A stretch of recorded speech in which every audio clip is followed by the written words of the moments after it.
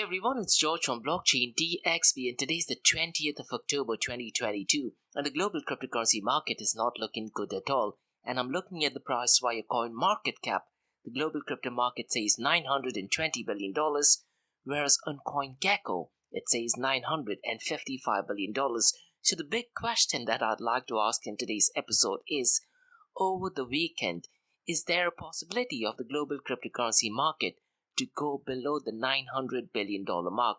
What do you guys think? Mention that in the comments below. Now, the way how the cryptocurrency market has been fluctuating in 2022, I wouldn't be surprised that it either crosses the $1 trillion mark once again over the weekend or goes below the $900 billion mark. So both extreme cases, what are your thoughts? Mention them in the comments below. Now, today's episode, I'm going to be talking about Tesla, and they have stuck to the ideology of HODL, and they have decided to stick with all the bitcoins that they have. And this information was released in the earnings report.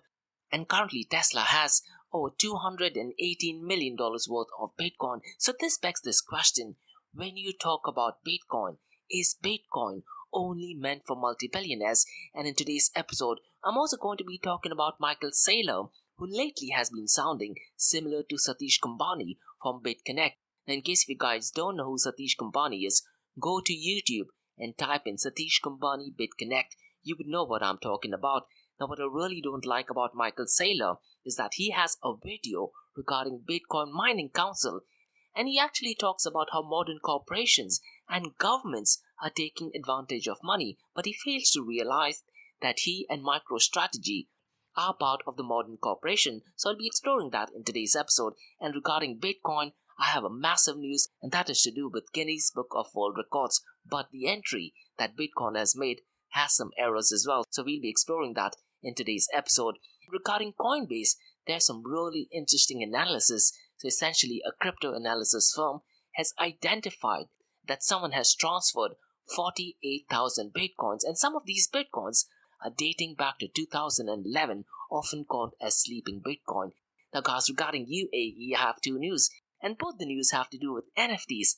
Now, to be honest, I really am not sure what these projects are, because looks like both of them are at a building stage. And the first news is to do with Diplomacy Lab, and they are located in the iconic building of Emirates Tower, and they are launching the first NFT membership.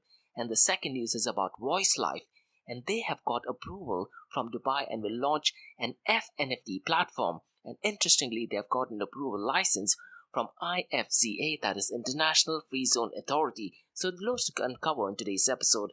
So welcome everyone, it's A-Team here in Dubai, and you're listening to Crypto and Coffee at 8, where we cover top news and information pertaining to Bitcoin, blockchain, beyond blockchain, cryptocurrencies, NFTs, DeFi, and Metaverse.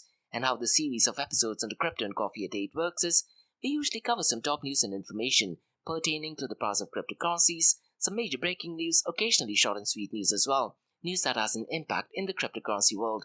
The other two news and information is related to Dubai, UAE and Middle East, and the world of Bitcoin, blockchain, beyond blockchain, cryptocurrencies, NFTs, DeFi and Metaverse. And this is followed by Ask Me Anything series, where you listeners can ask any questions from the cryptocurrency world. And guys, every Friday, that is tomorrow, I do have an episode called Metaverse Everything, where we talk everything about Metaverse, and there is so much of hype and fluff going in and around Metaverse. So every Fridays I do have an episode focusing only on Metaverse, and the format for Metaverse Everything podcast is completely different.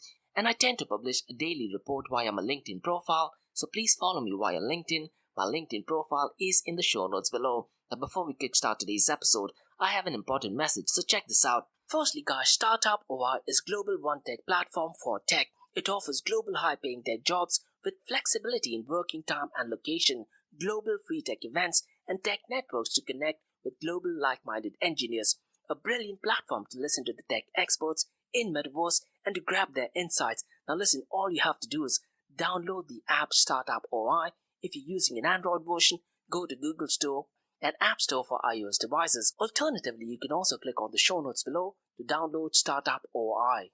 Next, guys, listen, if you're into fitness, if you're into adventure, if you want to do something wild but still want to keep your health in check, there is a new podcast in town, a podcast focusing on obstacle course race in the Middle East. The podcast is called Rise in the Obstacle Course Race, and Rise in the Obstacle Course Race podcast is a peer-to-peer community-driven podcast where they talk all about obstacle course race in the Middle East, from Sandstorm to Spartan Race, from Tough Mudder to Desert Warrior Challenge, and also the Government Gov Games, and quite a lot more. The podcast has interviews with athletes locally and internationally to get inside scoop on how athletes prepare for obstacle course race.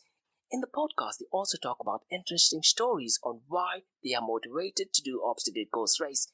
And that's not all. They also plan to release 7 NFTs, and these NFTs are no ordinary. These NFTs will represent every emirate in the UAE. And listen guys, these NFTs are going to be absolutely massive. So do one thing, go to Spotify, go to iTunes, go to any leading podcasting platform and search for Rise in the Obstacle Course Race podcast.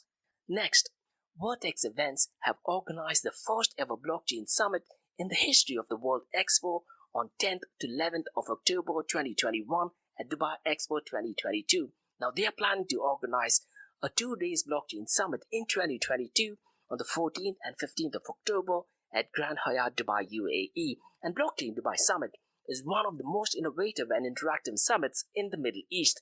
Industry leaders from the world of blockchain, digital assets will gather to discuss advantages of blockchain, crypto, DeFi, NFT, and Metaverse, a brilliant event to network with leading personalities in the space.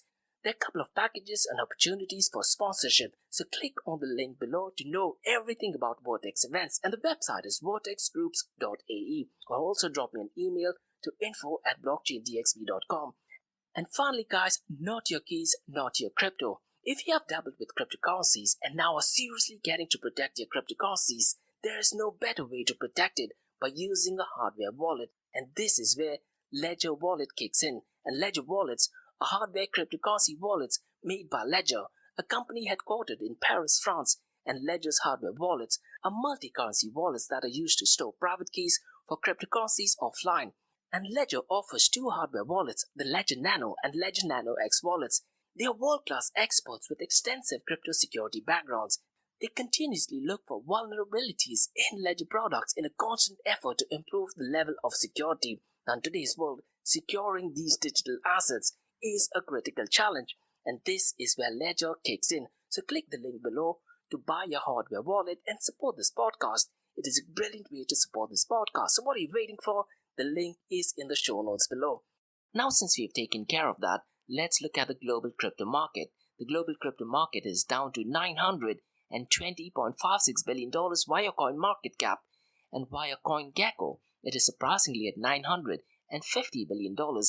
CoinMarketCap has well over 21,000 different types of cryptocurrencies, so the global crypto market ideally should have been higher in CoinMarketCap and less in CoinGecko. So I really am not sure what's going on. Now, since the last 24 hours, it is down by 0.49%, and the total crypto market volume over the last 24 hours is down to only $44.96 billion. And since the last 24 hours, it is down by 16.73%. The total volume in DeFi is currently at $3.30 billion. And guys, in yesterday's podcast, I did talk about 3 DeFi platforms that were showing green, and surprisingly, all of these 3 platforms have gone down. Now, the total value locked in DeFi protocols is $52.93 billion, and out of this $52.93 billion, MakerDAO accounts for 14.61%. And guys, listen, in the DeFi industry, MakerDAO is often considered as a boomer DAO, but they still account for majority of the junk, with $7.73 billion locked in its protocol. If you look at the DeFi market cap, it is at $43.56 billion. And one thing which I've been tracking since the last week is DeFi to Ethereum ratio, and it remains steady at 28%. And the DeFi dominance, surprisingly, is exactly the same as yesterday at 4.6%. Now, DeFi accounts for 7.34% of the total crypto market 24-hour volume. And one thing, guys, which I tend to mention quite often, and this is mostly to do with new listeners, in 2020 and 2021, DeFi on an average day used to account for 16 to 17% of the total crypto market 24-hour volume. The total value locked in DeFi at the beginning of this year was $242 billion. It has gone down to only $52.93 billion.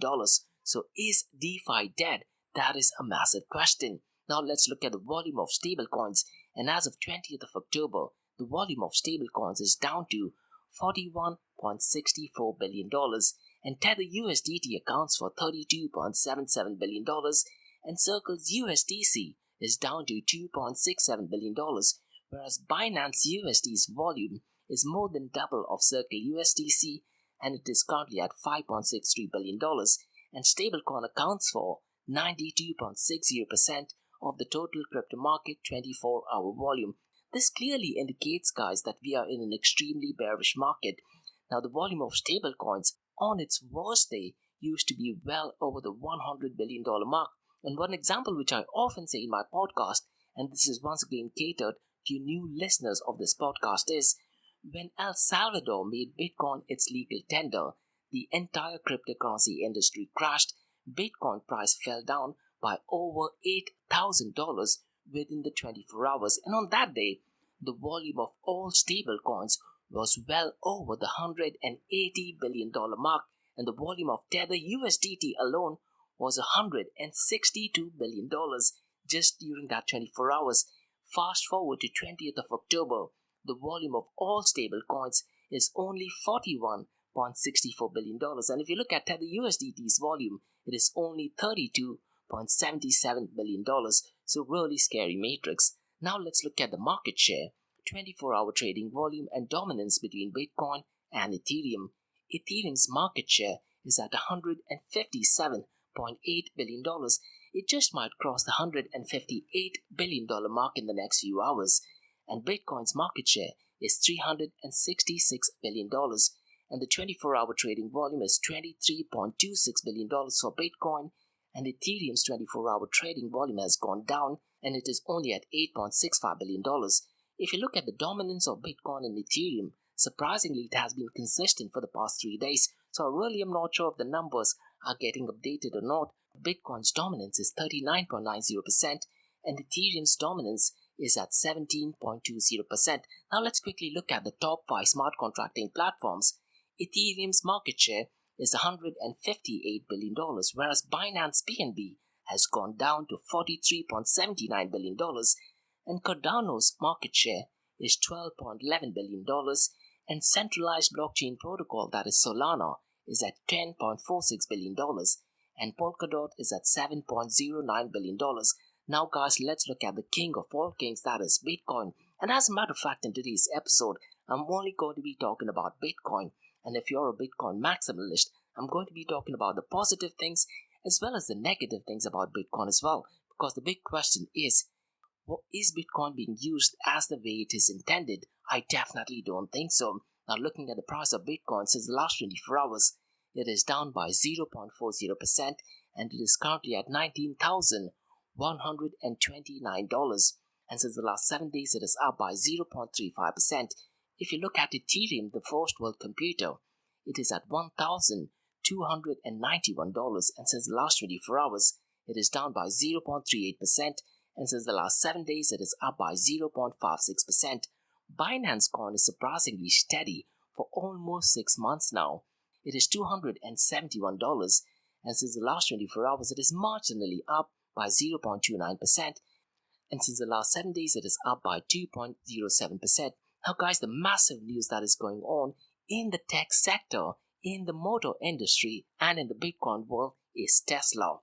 Now Tesla has stuck to its principle of #hodl, and Tesla has made no changes to its Bitcoin holdings in the third quarter. Now what happened a few days ago, they had the earnings report, and in that earnings report, they have clearly mentioned that they did not sell any of its Bitcoin holdings, nor have they made any additional purchases in the third quarter as well. Now, as of today, the value of Bitcoin that only Tesla has is $218 million. Now, what I would really recommend you guys to do is go through the earnings report. Now, the earnings reports are extremely technical. It does give you detailed information of what the earnings reports are. So, guys, this begs this big question. When you talk about Bitcoin, is it meant for average daily individuals, or is it meant for multi-billionaires, multi-millionaire celebrities, and influencer? Now, one of the so-called influencer and multi-billionaire is Saylor. And if you have been following him on Twitter, Lately, he's sounding very much like Satish Kumbhani. Now, if you want to know who Satish Kumbhani is, go to YouTube and type in Satish Kumbhani BitConnect. Now, he was notoriously known for duping people with a lot of money. One reason why I don't think Michael Saylor is an ideal advocate for Bitcoin is because he provides a lot of fake news, misleading, and incorrect information about Twitter. And in the past several times, I have mentioned the number of incorrect information that he publishes via Twitter. And what happens is the followers of Michael Saylor, who are not into Bitcoin, do tend to believe what he is saying, and they would be ending up buying Bitcoin. And by doing that, his net worth in Bitcoin increases. Now, he did have a talk a few days ago on Bitcoin Mining Council, and he talked about what the mining industry is doing, and he's also mentioned in terms of the ESG environment as well. Now, look, all of the information that he says is often misleading or incorrect. And what I really didn't like that on his Twitter feed, he said, the struggle of the individual versus the overwhelming collective force of modern corporations and governments are so critical, and that's why Bitcoin is the best hope we have to deliver human rights and prosperity to the world. Now listen guys, when he talks about modern corporations, possibly he doesn't realize that MicroStrategy is a modern corporation, and he used to be the former CEO of a modern corporation called MicroStrategy. Now he did step down, or I'm not sure if he was asked to leave, and I definitely don't think that he's the right advocate for Bitcoin. And surprisingly, when there was an event regarding Bitcoin in Miami, rather than having Andreas Antonopoulos as the main speaker, they had Michael Saylor. Now look guys, Michael Saylor only got interested in Bitcoin in 2020. So he's, if not one of the least qualified person to actually talk about Bitcoin, just because he has got money and just because he's a multimillionaire or maybe a billionaire, he is in a position to buy Bitcoin. And one thing which I often say when you talk about Bitcoin, the supply of Bitcoin is fixed, and because there is no central entity, celebrities, influencers, multi-billionaires and multimillionaires, what they tend to do is they tend to pump the demand for Bitcoin. And the answer is pretty simple why they do that. They have an existing net worth in Bitcoin, and by artificially creating demand, people tend to buy more Bitcoin, the price of Bitcoin increases, and in the end, their own existing net worth in Bitcoin increases. And another thing what I don't like about Michael Saylor is that he's a key member of the Bitcoin Mining Council. Now historically, Bitcoin and open blockchain has had severe allergic reaction to councils, associations, and centralization, and I'm hoping it does continue to stay that way. But the biggest worry for me is with the accumulation of wealth with multi-billionaires such as Elon Musk, Tesla, and modern corporations such as MicroStrategy and Michael Saylor. Will it become easier for the state to make amendments to Bitcoin and its underlying protocol, that is Bitcoin proof of mining? One thing you need to also understand when you talk about MicroStrategy, I believe 20% of the company is owned by BlackRock, and BlackRock has over $13 trillion assets under management, and the whole ESG concern, guys, that you see is only because of BlackRock. So what happens is Larry Fink, who's the CEO of BlackRock, he writes a letter to CEOs of the entire world, and in that letter he did mention about ESG concern, and that's one of the only reasons why Tesla decided to stop accepting Bitcoin as a form of payment. Now, could it be possible that if Larry Fink and BlackRock wants to make underlying changes to Bitcoin, rather than speaking to the developers, they could catch hold of Tesla, Michael Saylor for MicroStrategy, and threaten them because they have so much of existing net worth in Bitcoin to force on underlying changes? I do think that that is possible. Now, in theory, it does sound easy, but in reality, making changes to the underlying protocol is extremely difficult. What I would recommend you to do is Andreas Antonopoulos does have a brilliant video explaining how it is extremely challenging to make changes to underlying protocol, and that, to be honest, is one of the biggest strengths of Bitcoin. Now guys, let's talk about some positive news about Bitcoin, but with some errors.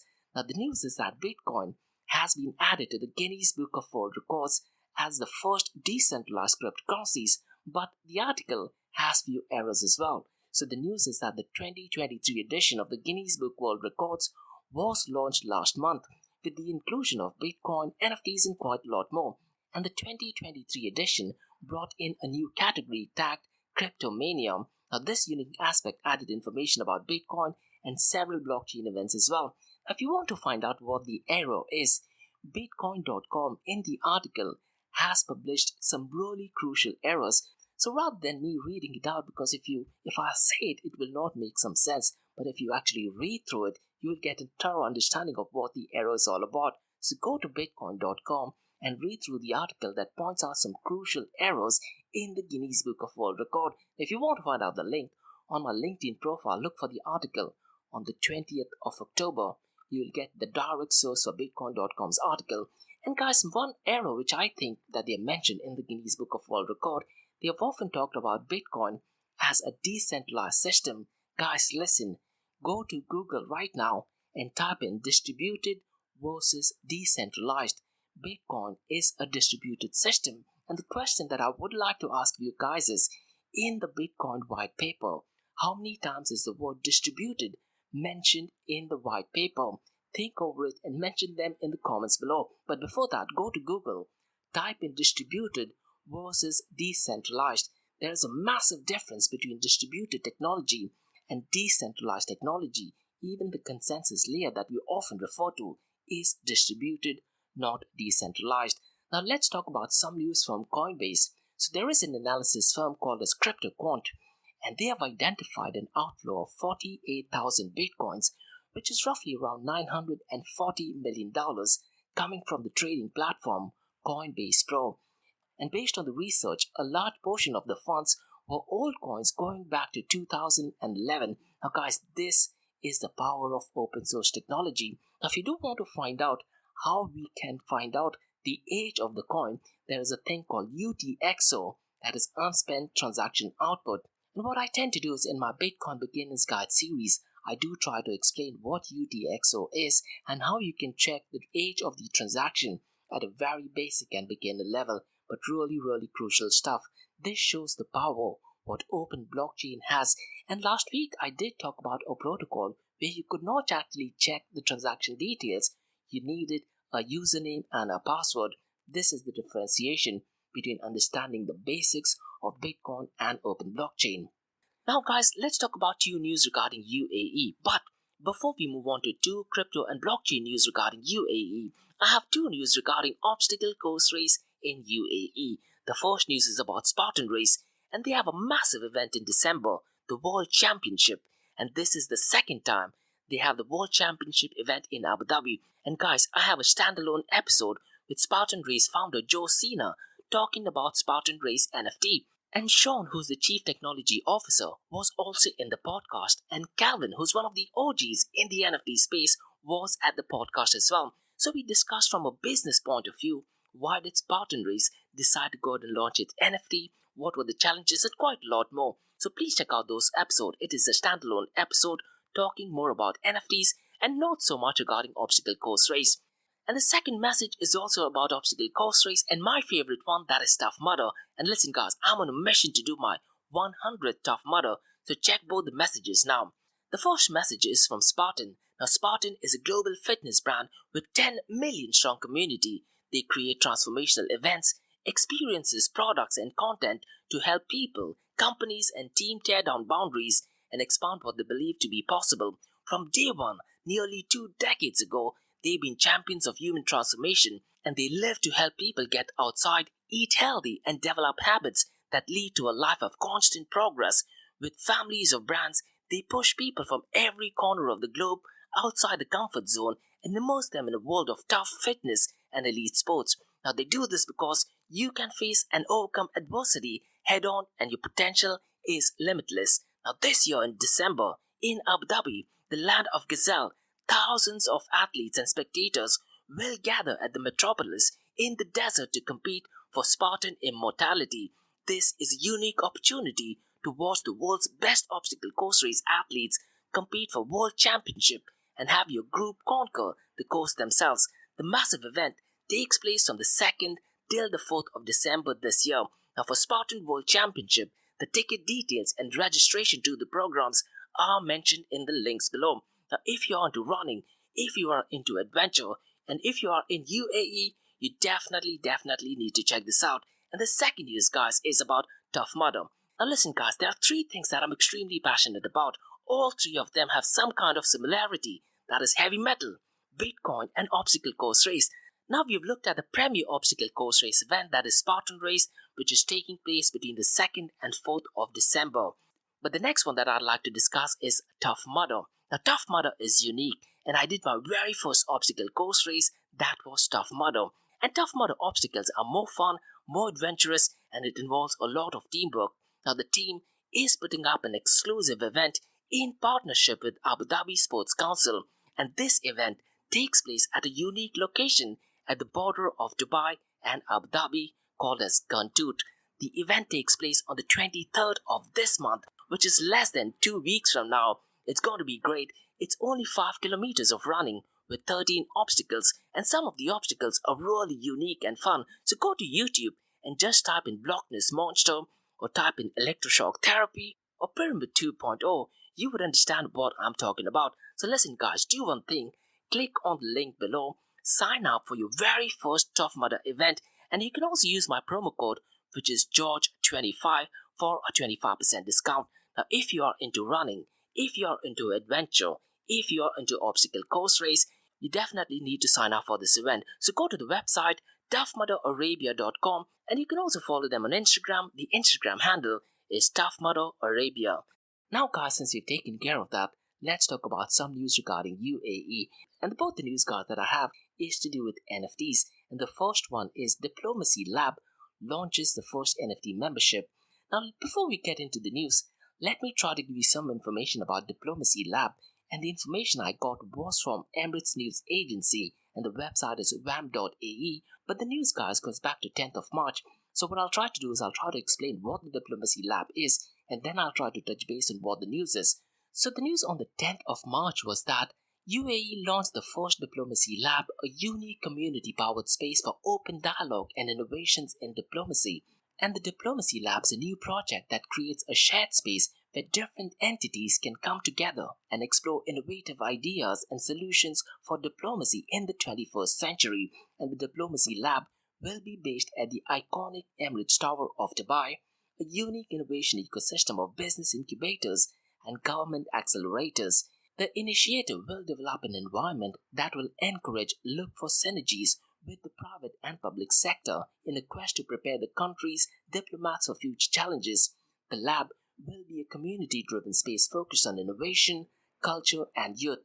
The space will thus be used to debate the foreign policy changes of the future, explore how diplomacy can interact with technology, or promote cultural programs and exhibitions that reach young Emiratis interested in pursuing a career in the foreign service of the country.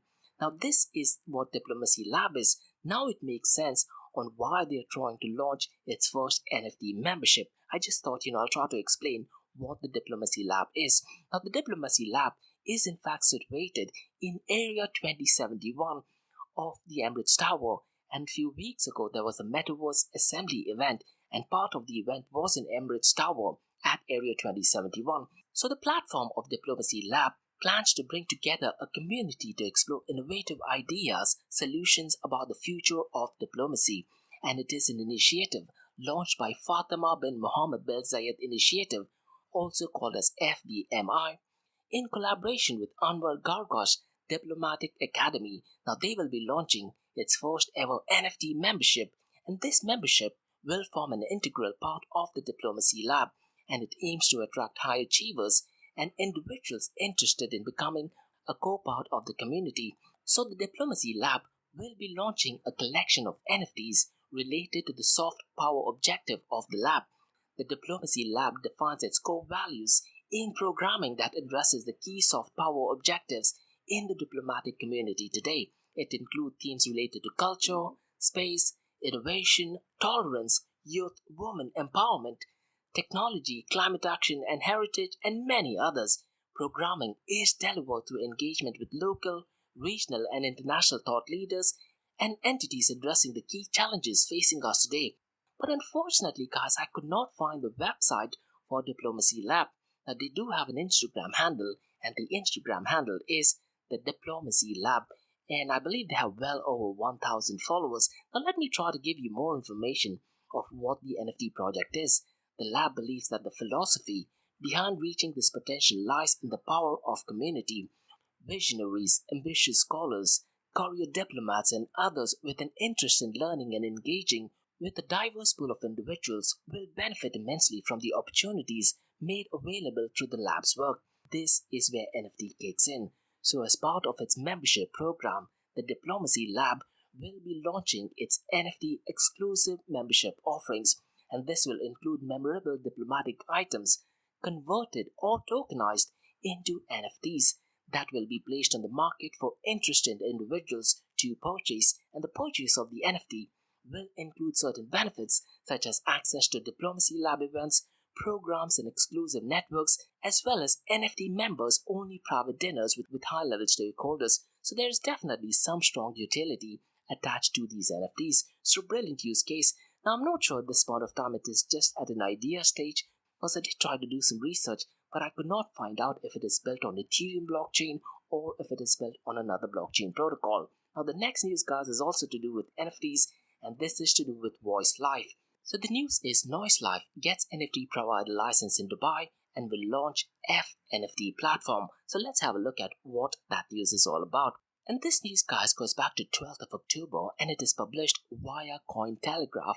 Now, it is a bit surprising that this news wasn't published by mainstream media in Dubai and in UAE, but nonetheless, Voice Life announces it has secured the NFT e-marketplace provider license from the government of Dubai, and the license was issued by IFCA, that is International Free Zone Authority at Dubai Silicon Oasis, and it permits Voice Life to launch an intellectual property focused fractional non-fungible token or FNFT platform to further support innovation on a global scale. So really interesting idea. So the Voice Life NFT platform allows other innovators to tokenize their IP and sell a portion in the form of FNFT, hence the word fractionalize NFT.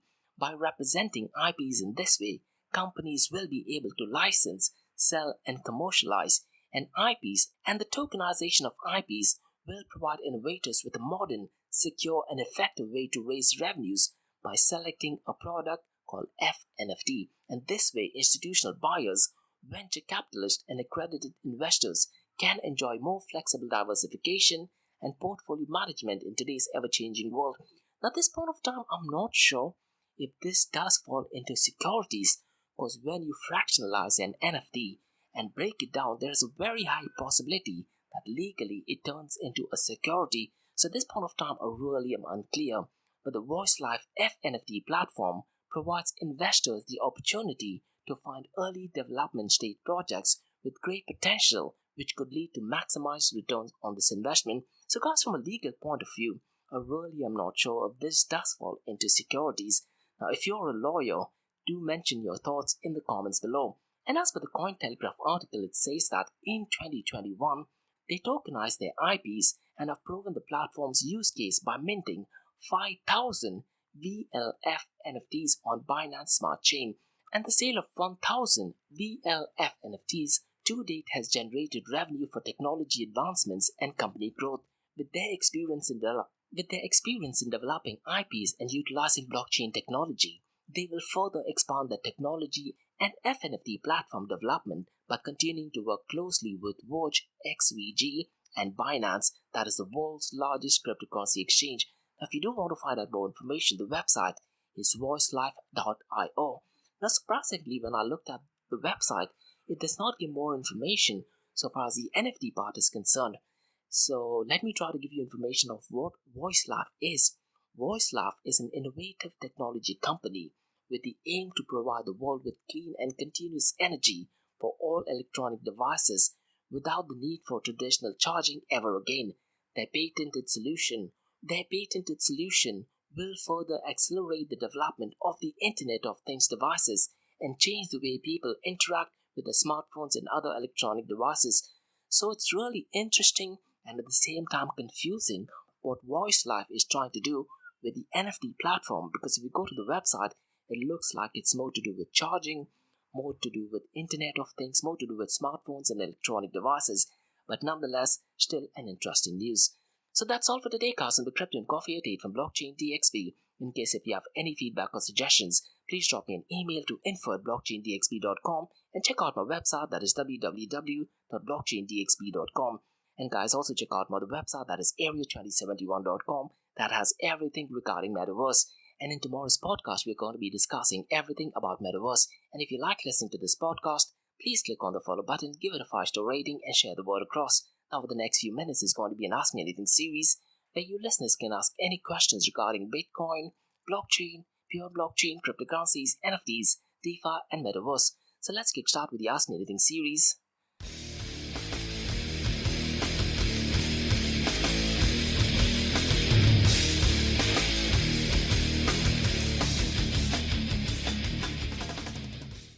Hey everyone, it's George from Blockchain DXB. You're listening to the Ask Me Anything series, where you listeners can ask any questions regarding Bitcoin, blockchain, beyond blockchain, cryptocurrencies, NFTs, DeFi, and Metaverse. And how the series of episodes under Crypto and Coffee a Day works is, we usually cover some top news and information pertaining to the price of cryptocurrencies, some major breaking news, occasionally short and sweet news as well, news that has an impact in the cryptocurrency world.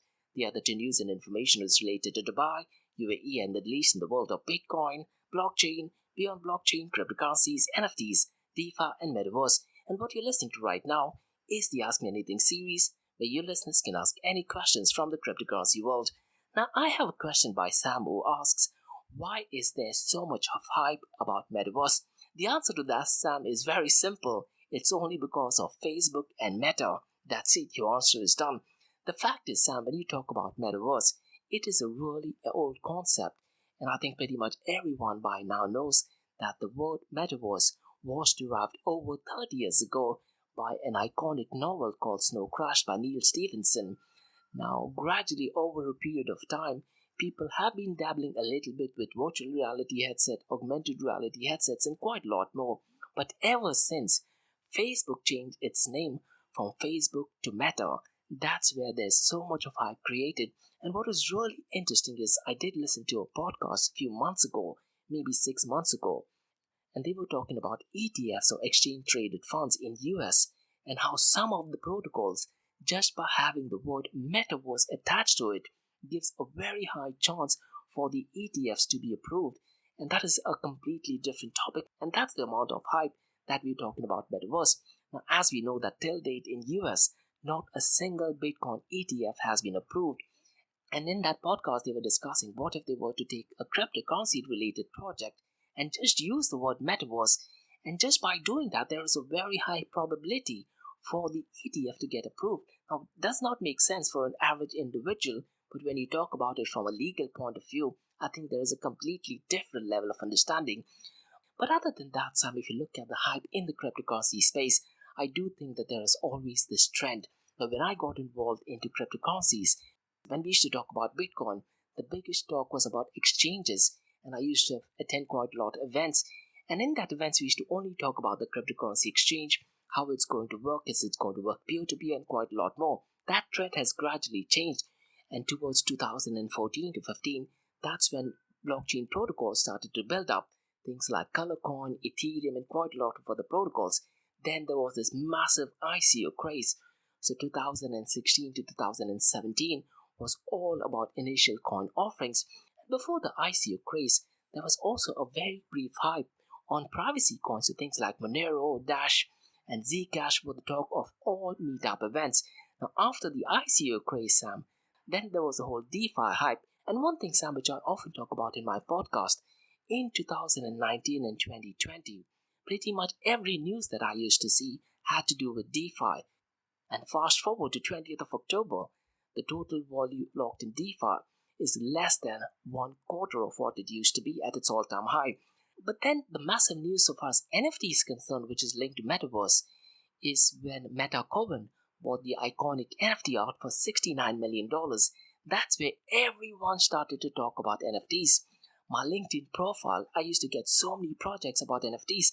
In fact, what I remember in my Instagram and my personal Instagram account, the moment I used to put the hashtag NFT, the number of views in my stories used to get increased by maybe 3 or 4 times. I did try to do that using hashtag Metaverse, but there's not so many views. But to answer your question, Sam, it's all to do because of Facebook changing its name from Facebook to Meta. And one thing which I mentioned at the event that I attended at GITEX, what I tend to do is, I tend to look at who the speakers are. I go to the LinkedIn profile, I try to check the Twitter profile, I try to check the YouTube, and unfortunately, over 90% of them, they have no idea of what cryptocurrency and blockchain technology is, but they are the main speakers at the blockchain events. So, there's definitely a lot of hype. So, to answer your question, Sam, the hype is only because of Facebook changing its name to Meta. Now, Sam, I do have an event on the 17th of November where I actually talk about Metaverse, the hype, reality, and new world order. So please feel free to join that session. I will be answering why there is so much of hype as well. So that's all for today, guys, on the Ask Me Anything series on Blockchain DXB. In case if you have any feedback or suggestions, please drop me an email to info@blockchaindxb.com and check out my website www.blockchaindxb.com and check out my other website area2071.com that talks everything about Metaverse. And guys, if you like listening to this podcast, please follow this podcast. Click on the follow button and share the word across. And remember, guys, Monday to Thursdays, 8 a.m. to 8:30 a.m., we have Crypto and Coffee at 8, where we cover top news and information pertaining to Bitcoin, blockchain, beyond blockchain, cryptocurrencies, NFTs, DeFi, and Metaverse. And how the series of episodes into Crypto and Coffee at 8 works is, we usually cover some top news and information pertaining to the price of cryptocurrencies, some major breaking news, occasionally short and sweet news as well, news that has an impact in the cryptocurrency world. The other two news and information is related to Dubai, UAE, and Middle East in the world of Bitcoin, blockchain, beyond blockchain, cryptocurrencies, NFTs, DeFi, and Metaverse. And what you're listening to right now is the Ask Me Anything series, where you guys can ask any questions from the cryptocurrency world. So thanks so much for listening, guys, and see you tomorrow at the Metaverse Everything podcast. Have a nice one. Bye-bye.